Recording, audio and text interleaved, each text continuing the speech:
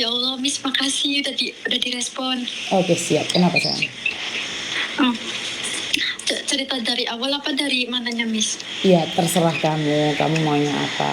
Cuman ingat jangan menyebut nama siapapun, termasuk namamu sendiri, karena saya tidak ingin setelah viral kalian minta take down. Kenapa sayang? Maksudnya nggak boleh nyebutin nama dia gitu, Miss? Nama siapapun, termasuk namamu, karena saya tidak ingin setelah viral kalian minta take down. Oh, enggak, aku enggak kayak gitu, Miss. Kenapa sayang?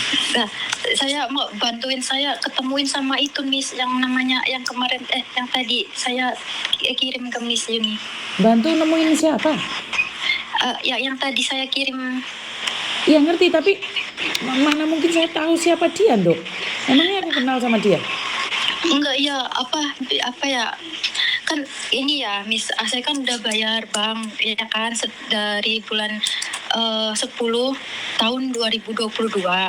Saya transfer ke dia, Miss, $20,000 Hong Kong. Ngerti, tapi bagaimana Miss Yuni bisa mempertemukan kamu sama dia? Emangnya Miss Yuni punya ilmu-ilmu yang bisa menemukan orang hilang? Iya, maksud saya tuh, Miss, apa ya, siapa tahu Miss bisa bantu gitu, Miss. Bagaimana caranya? Bagaimana saya harus membantu kamu? Saya nggak kenal kamu, juga nggak kenal dia. Ini pasti utang piutang atau pinjaman ini? Enggak nih, pertama kan saya ditipu sama orang, jangan ngomong, sama orang kan gitu, Miss. Nah itu bos aku udah tahu dari awal kejadian, udah tahu, kita sempat lapor polisi, tapi keluarga bos dia itu nggak mau pakai gini-ginian, katanya mau baik-baikan. Oke, kita baik-baikan. Ternyata baik-baikan, saya nggak tahu kenapa bosnya dia ngeluarin dia diinterminate. Akhirnya dia kabur, nggak bayar sampai sekarang. Nah terus saya ngebayarin dia sampai lunas. Itu pas mau lunas kurang 5 bulan. Kurang 5 bulan, Miss. Bukan, Oktober, November, Desember, Januari, Februari, iya benar 5 bulan. Nah yang itu terakhir aku bayarnya transfer, Miss, lewat yang tadi saya kirimin itu. Nah saya itu kan transfernya hari biasa. Terus saya minta ketemuan. Dia tuh sempat ketemuan sama saya di depan BNI KSWB. Di depan KSWB saya ketemu tuh sama dia. Saya pikir langsung mau ngasih resit dari Bank Prim gitu ya. Ternyata saya disuruh nunggu sampai 4 jam, tapi dia nggak datang lagi, Miss. Saya udah curiga, kok nggak dikasih ya gitu. Saya transfernya lewat Bank Mox. Saya ditanya sama bos saya, udah ditransfer belum? Kata saya, udah Pak. Mana resitnya? Saya bingung, kok nggak dikasih resit apa semua bank kayak gitu ya. Nggak mungkin lah, kamu gimana? Udah di situ aku deg-degan banget. Tapi dalam jangka waktu beberapa bulan emang nggak ada pihak penagihan datang, Miss, atau nelpon aku tuh nggak ada, Miss. Tiba-tiba udah 2 tahun ini, Miss, saya ditagih 141 juta. Saya kaget dong, kenapa nggak dari awal ngomong kalau saya belum bayar gitu. Maksud aku tuh gitu, Miss. Kaget kan, kayak nggak masuk akal. Harusnya kan kita dapat pemberitahuan bahwa kita kan nggak bayar gitu, Miss. Itu duit juga saya nggak makan. Ditipu, pertama ditipu, saya juga harus bayarin karena itu atas nama saya. Oke, saya bayar. Giliran mau lunas ditipu lagi, Miss. Udah saya bayarin pakai duit bos saya. Ya Allah, sampai ya enggak, Miss. Terus pas saya itu tanya orang kayak rentenir itu, Miss, yang gede-gedean itu, Miss. Saya tanya, katanya dia tahu, Miss. Tapi pas saya tanya di mana, dia cuma bilangnya dia di Yunlong kayak gitu. Oh, di Yunlong. Saya cari kan di publik Yunlong. Katanya orangnya udah nggak pernah kesini kayak gitu. Katanya ke Junwan. Ya saya muter lagi ke Junwan. Cuman ini sama minta resit, Miss. Resit saya tuh mana? Soalnya saya sering ditanya sama bos saya, nggak ada maksudnya. Bos saya tuh minta surat pelunasan, tapi nggak dikasih sampai sekarang. Gitu, Miss. Maksud saya, ini kan saya ditagih sampai ibu saya tuh sakit-sakitan nangis, dikatain babi gitu, Miss, sama pihak bank. Ya, saya pulang, Miss. Saya juga sempat ngabarin Miss Yuni tentang cuti gitu. Tapi kemarin saya sempat nggak bales karena saya sakit. Saya baru sembuh. Saya baru sembuh. Baru sembuh terus itu apa namanya, bapak saya baru pulang tanggal 15 Agustus dari rumah sakit, masih ada surat-suratnya juga. Baru pulang lah ibaratnya, belum lama gitu, belum sebulan di rumah. Ini ditagih lagi kan, bapakku sakit lagi Miss. Kamu bilang enggak, aku kan pulang ditanya sama ibuku, udah lunas, udah Bu, sampai ibu tuh sujud syukur, saya bayar aja sujud syukur lunas, kok tapi aku masih kayak ngeganjel, gak dapet resit, gimana ngomong sama ibu, aku juga bingung. Terus apa namanya, ditanya bos juga aku udah nggak bisa ngomong karena nggak dapet resit kan. Mereka tanya resit terus Miss, tapi si orang ini tuh dimintain resit itu nggak pernah kontak aku gitu loh. Maksudnya kok bisa ya kita bayar tapi nggak dikasih resit sampai sekarang Miss 2 tahun. Saya juga nggak tahu kenapa bang diem gitu, maksudnya kok nggak dikasih tahu bahwa aku tuh belum bayar sampai gede 141 kan. Kalau dikaliin kan dulu 5 bulan saya transfernya kan 20, itu masih sisa 3.000 Miss. Totalnya tuh cuman kayak 16, berapa gitu. Itu masih sisa 3.000 lebih. Nah, di situ kan saya disuruh nunggu di KSWP sambil nunggu mau ngambil yang 3.000 itu Miss. Maksudnya kan masih ada kembalian gitu kan. Nggak taunya saya nggak dipanggil lagi, nggak di ini lagi, nggak dikontak lagi. Udah di situ kontakan udah nggak ada, aku udah ngerasa ganjel. Cuman dari pihak bank juga nggak ngubungin aku. Sekarang baru tanggal 2 aku didatengin dari Bekasi. Katanya nagih kalau atas nama saya itu berhutang sama mereka. Terus Miss, yang jadi saya bingung, pihak Indonesia itu menyuruh saya untuk negosiasi, katanya 70 juta Miss. Maksud saya gini Miss, Insya Allah kalau memang ada jalan nggak apa-apa, saya bayar 70 juta, tapi asal ketemuin saya sama dia. Saya mau ngomong duit saya itu kemanain gitu. Saya udah tahu dari tahun 2022 Miss, bang juga nggak nanya gitu loh. Maksud aku, kenapa kita nggak dikabarin?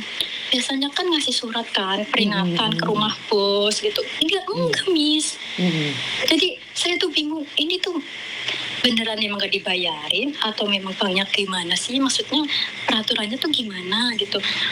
Terus pihak yang di Indonesia bilang itu apa namanya, kamu harus bayar sekian juta tanggal segini, tanggal 15 katanya suruh bayar. Saya bilang, emang ada ya Pak pejabat gajinya 141 juta? Kata saya, kasih tahu saya Pak, memang kalau ada. Aku bilang kayak gitu. Papa udah ngatain ibu saya babi, dia sakit Pak. Aku bilang kayak gitu Miss. Terus itu bukan urusan saya, bukan kayak gitu Pak. Bapak kalau naginya ini apa namanya, datang dah baik-baik. Saya juga nggak bakal ini kok Pak. Keluarga saya bukan keluarga yang kayak gini Pak. Aku bilang kayak gitu. Sakit Pak. Dari dulu saya dikata-katain kayak gitu sama pihak penagihan, padahal saya uang juga nggak makan uangnya kayak gitu. Terus dia barusan bukan email, apa namanya, di chatting gitu, ngirimin katanya negosiasi atas nama saya 70 juta, tapi katanya belum direspon sama pihak Hongkong, katanya ada typhoon gitu kan. Iya emang ada kemarin, katanya libur. Terus saya disuruh nunggu lagi, tapi mereka bilang kamu jangan sampai ke kantor. Kalau kamu ke kantor, tahu risiko kamu bayar 141, kamu bayar ke sini aja. Nah, saya mau bayar ke situ tapi saya takut ditipu lagi gitu Miss. Maksud aku minta bantu Miss ini, aku tuh mau bayar. Saya mau ikhlas, saya mau bayar, cuman saya minta keringanan gitu. Maksud saya jangan sampai ibu saya nangis lagi. Dia udah nggak kuat Miss, dari tahun 2018 ditipu sampai sekarang, demi Allah Miss, capek. Demi Allah. Kamu nitipin uang buat bayar bank malah dititipin ke orang Bu?